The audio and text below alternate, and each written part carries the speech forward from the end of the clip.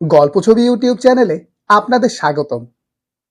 ধারাবাহিকভাবে আমরা পড়ছিলাম আরিফ আজাদের প্যারাডক্সিক্যাল সাজিদ পার্ট 2। আজকের পর্ব নিউটনের ঈশ্বর। অডিও বুকটি ভালো লাগলে সাবস্ক্রাইব করবেন এবং বন্ধুদের সাথে শেয়ার করবেন। ধন্যবাদ। বাংলাদেশে আজ ডেভিডের তৃতীয় দিন। সে এতদিন ক্যান্টিনে খাওয়ার বায়না করে যাচ্ছিল, কিন্তু গত রাতে আমার কাছে ক্যান্টিনের বিখ্যাত সব গল্প শুনে পারলে তো সে বমি করে বসে। তাকে বলছিলাম ক্যান্টিনগুলোর ঐতিহ্যবাহী গল্পগুলো। গল্প বলা শেষ হলে সে খক খক করে বলে উঠল, আসলে কি তরকারিতে মশা মাছি পাওয়া যায়? আমি জোর দিয়ে বললাম, শুধুই কি মশা মাছি? কপাল ভালো হলে জুট মিলের রসিও পাওয়া যেতে পারে। কপাল আরেকটু ভালো হলে নেংটি ইঁদুরের বাচ্চা, এমনকি তেলাপোকার সন্ধান লাভেও বিস্ময়ের কিছু নেই। আমার কথা শুনে সে আবার খক খক করে ওয়াশরুমের দিকে দৌড় দিল। সাদা চামড়ার আমেরিকানের কাছে এসব বিদঘুটে লাগতেই পারে, কিন্তু বাঙালি ছাত্রদের কাছে এই ব্যাপারগুলো এখন এক প্রকার ঐতিহ্যের মতো হয়ে গেছে। ক্যান্টিনে খেতে এসেছে, অথচ কোনোদিন এরকম ঘটনার সাক্ষী হয়নি, এমন ছাত্র খুঁজে পাওয়াই ঢের মুশকিল হবে। আর আমাদের ক্যান্টিনের বিখ্যাত ডাল কাহিনীর কথা তো বাদই দিলাম। নীলনদের পানিকেই সবচেয়ে স্বচ্ছ পানি বলে জানতাম, কিন্তু যেদিন প্রথম ক্যান্টিনের ডালের চেহারা দেখেছি সেদিন ভুলটি ভেঙে গেছে। আমাদের ক্যান্টিনের ডালের পানির চেয়ে স্বচ্ছ আর কোনো কিছু থাকতেই পারে না।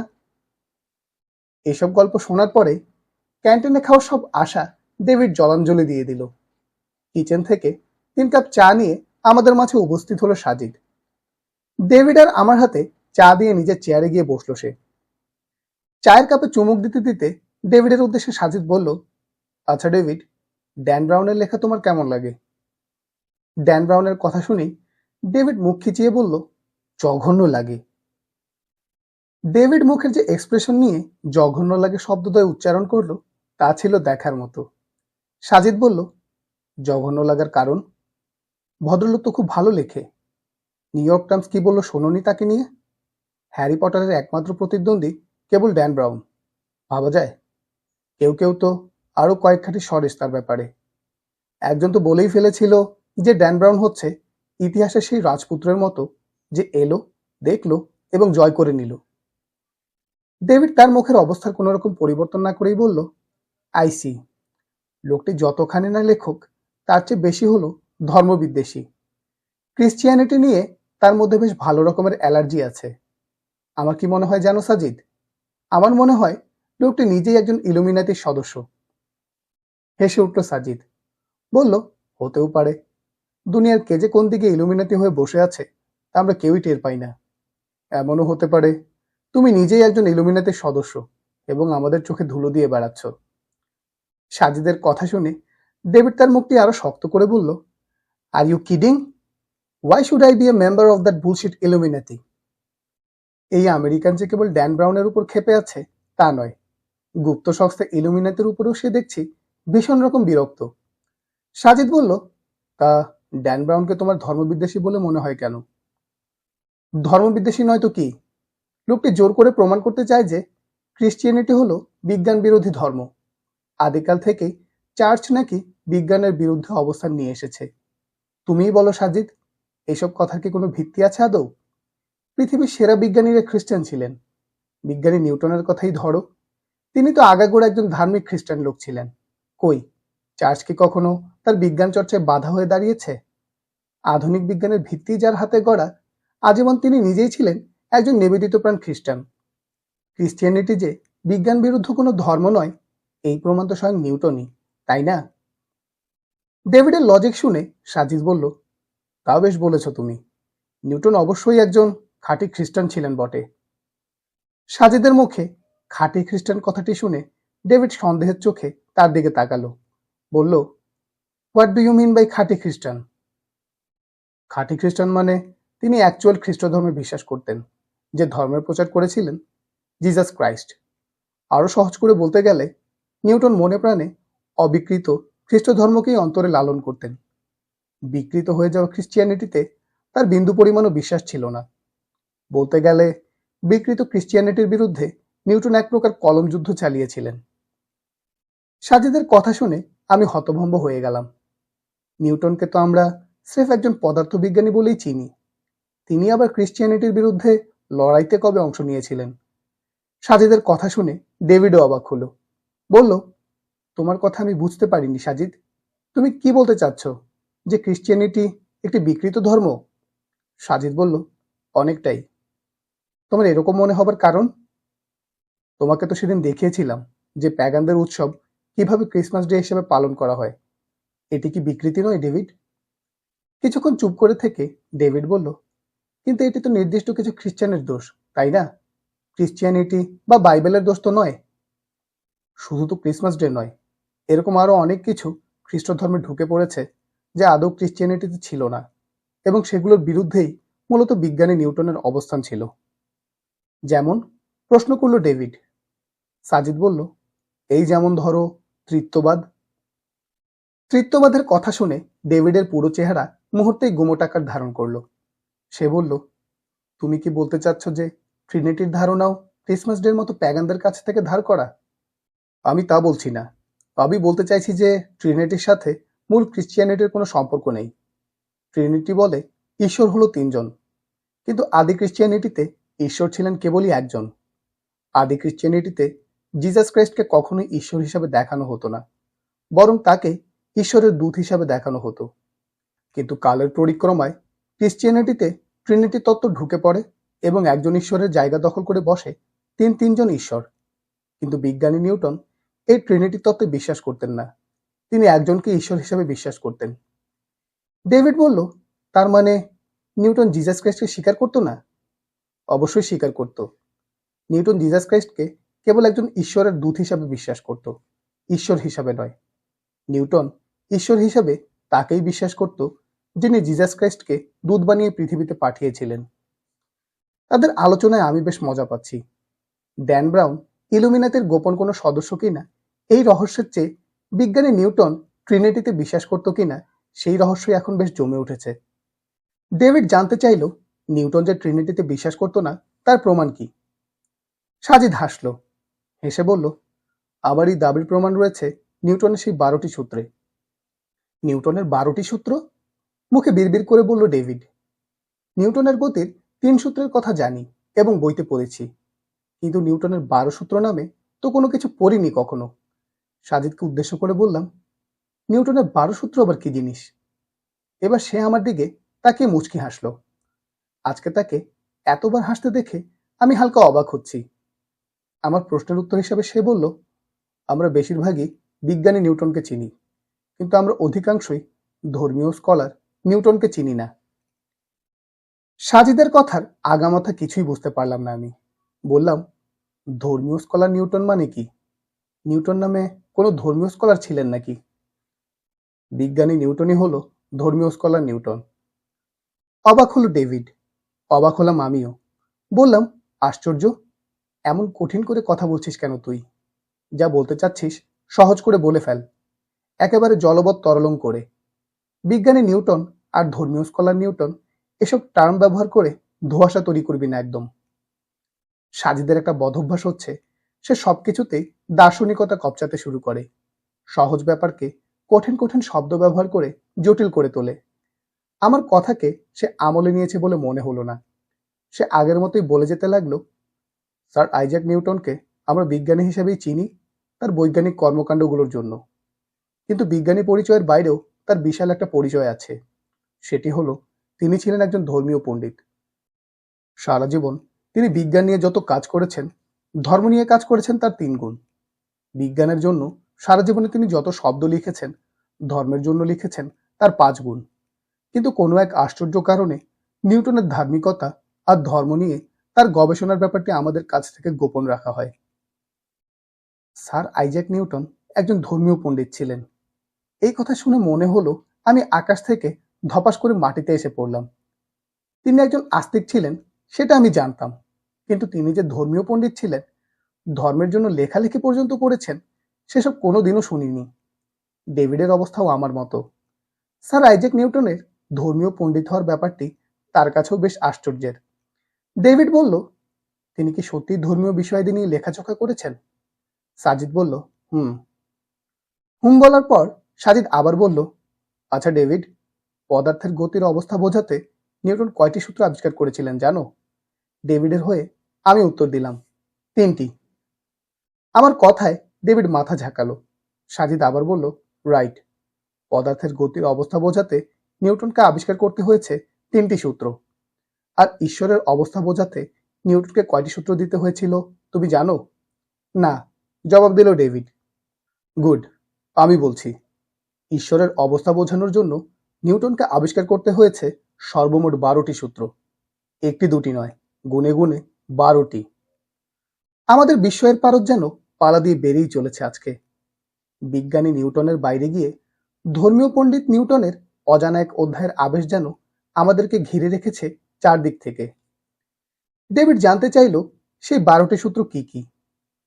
সাজিদ গলা খাকারি দিল, একটু নড়ে চড়ে বসে বলতে শুরু করলো, সেই 12টি সূত্র খুব সুন্দর এবং একই সাথে খুবই গুরুত্বপূর্ণ। নিউটনের ধর্মকেন্দ্রিক চিন্তা ভাবনা এবং ক্রিশ্চিয়ানিটির ব্যাপারে তার অবস্থান জানতে এই 12টি সূত্রকে খুব ভালোভাবে জানতে হবে আমাদের। ঈশ্বরকে জানার জন্য নিউটন প্রথম যে সূত্রটি দিয়েছিলেন তা হলো, there is one God, the father, omnipresent, omniscient, almighty, the maker of heaven and earth, and one mediator between God and man, the man Christ Jesus. অর্থাৎ নিউটন বলেছেন, ঈশ্বর হলেন একজন, তিনি চিরঞ্জীব, সর্বজ্ঞানী এবং সর্বশক্তিমান। তিনি হলেন আসমান এবং জমিনের স্রষ্টা। মানুষ এবং ঈশ্বরের মাঝে সম্পর্ক স্থাপনকারী মাধ্যম হলেন যিশু। দ্বিতীয় সূত্রে তিনি বলেছেন, the father is invisible god, whom no eye hath seen or can see. All other things are sometimes visible. অর্থাৎ ঈশ্বর হলেন অদৃশ্য, কোনো দৃষ্টি তাকে দেখেনি অথবা দেখতে পারে না, তিনি ব্যতীত অন্য সব দৃশ্যমান। তৃতীয় সূত্রে বলেছেন, the father hath life in himself and hath given the son to have life in himself. অর্থাৎ ঈশ্বর নিজেই নিজের ভেতর জীবন্ত এবং তিনি নিজের মধ্য থেকেই নিজ ক্ষমতা বলে বান্দাদের জীবন দান করেন। সূত্র 3টি শুনে আমার মাথা ওলটপালট হবার জোগাড়। সৃষ্টিকর্তা সম্পর্কে একজন বিজ্ঞানীর এত দূরদর্শী চিন্তা সত্যি অবাক করার মতো। সাজিদ বলে যেতে লাগলো। চতুর্থ সূত্রে তিনি বলেছেন, the father is omniscient and hath all knowledge originally in his own breast, and he communicates knowledge of future things to Jesus Christ. None in heaven or earth or under the earth is worthy to receive knowledge of future things immediately from the Father except the Lamb. And therefore, the testimony of Jesus is the spirit of prophecy, and Jesus is the word or prophet of God. মানে হলো, Newton বলতে চেয়েছেন, ঈশ্বর হচ্ছেন সর্বজ্ঞানী, তার অন্তরেই রয়েছে সকল জ্ঞান। তিনি যিশুর কাছে ভবিষ্যৎ বিষয়ক সকল জ্ঞান প্রেরণ করেন। ঈশ্বরের দূতগণ ব্যতীত আসমান কিংবা জমিনে এমন কেউ নেই যারা সরাসরি ঈশ্বরের কাছ থেকে ভবিষ্যৎ বিষয়ে জ্ঞান লাভ করতে পারে। এ কারণেই যিশু হলেন ঈশ্বরের ঈশ্বর কর্তৃক প্রেরিত এবং তিনি হলেন ঈশ্বরের দূত। পঞ্চম সূত্রে কি বলেছেন? পঞ্চম সূত্রে বলেছেন, the father is immovable, no place being capable of becoming emptier or fuller of him then it is by the eternal necessity of nature. All other being are movable from place to place. অর্থাৎ ঈশ্বর হলেন অবিচল, জগতের কোনো স্থানই তার অনুপস্থিতিতে শূন্য কিংবা তার উপস্থিতিতে পূর্ণ হয়ে উঠতে পারে না, বরং তার উপস্থিতি হল প্রকৃতির অনন্ত অপরিহার্যতা।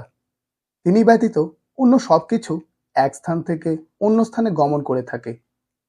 ষষ্ঠ সূত্রে বলেছেন, all the worship, whether of prayer, praise or thanksgiving was due to the father before coming of Christ is still due to him. Christ came not to diminish the worship of his father. অর্থ হল, যিশুর আগমনের পূর্বেও সব ধরনের প্রার্থনার একচ্ছত্র হকদার ছিলেন কেবল ঈশ্বর, এবং এখনও তাই আছেন। যিশু ঈশ্বরের প্রার্থনা কমাতে দুনিয়ায় আগমন করেননি। সপ্তম সূত্রে বলেছেন, prayers are most prevalent when directed to the father in the name of son. মানে হলো, প্রার্থনাগুলো তখনই ফলপ্রসূ হয় যখন সেগুলোতে ঈশ্বরের মনোনীত দূতের নামের মাধ্যমে করা হয়। অষ্টম সূত্রে নিউটন বলেছেন, we are to return thanks to father alone for creating us and giving us food, raiment and other blessing of this life and whatsoever we are to thank him for or desire that he would do for us, we ask of him immediately in the name of Christ. অর্থ হলো, আমরা কেবল ঈশ্বরের কাছেই কৃতজ্ঞ, কারণ তিনিই আমাদের সৃষ্টি করেছেন, আমাদের খাদ্যের যোগান দিয়েছেন, পরনের বস্ত্র এবং জীবনের অন্যান্য কল্যাণ প্রদান করেন তিনি। যিশুর নামের বদৌলতে আমরা ঈশ্বরের কাছে যাই চাই, তিনি আমাদের তা দিয়ে থাকেন। নবম সূত্রে বলেছেন, we need not pray to Christ to intercede for us. If we pray the Father all right, he will intercede. অর্থ, মধ্যস্থতা বা সুপারিশের জন্য যিশুর প্রার্থনা করার কোনো দরকার নেই। আমরা যদি সঠিকভাবে ঈশ্বরের প্রার্থনা করি, তাহলে যিশু এমনিতেই আমাদের জন্য ঈশ্বরের কাছে সুপারিশ করবেন। দশম সূত্রে আইজাক নিউটন বলেছেন, it is not necessary to salvation to direct our prayers to any other than the Father in the name of the Son. অর্থাৎ তিনি বলেছেন, পরিত্রাণের জন্য যিশুর নাম নিয়ে ঈশ্বর ছাড়া অন্য কারো কাছে প্রার্থনা করার কোনো দরকার নেই। 11তম সূত্রে বলেছেন, to give the name of God to angels or kings is not against the first commandment. To give the worship of the God of the Jews to angels or kings is against it. The meaning of the commandment is, thou shalt worship no other gods but me. অর্থাৎ কোনো ফেরেশতা বা রাজা বাদশাকে ঈশ্বরের গুণবাচক উপাধিতে ভূষিত করলে সেটি প্রথম আদেশের বিপরীতে চলে যায় না, কিন্তু কোনো ফেরেশতা বা রাজা বাদশাকে যদি ঈশ্বরের মতো ইবাদত করা হয়, তখনই সেটি প্রথম আদেশের বিরুদ্ধে চলে যায়। প্রথম আদেশ হলো, তোমরা আমি ছাড়া অন্য কারো পূজা করো না।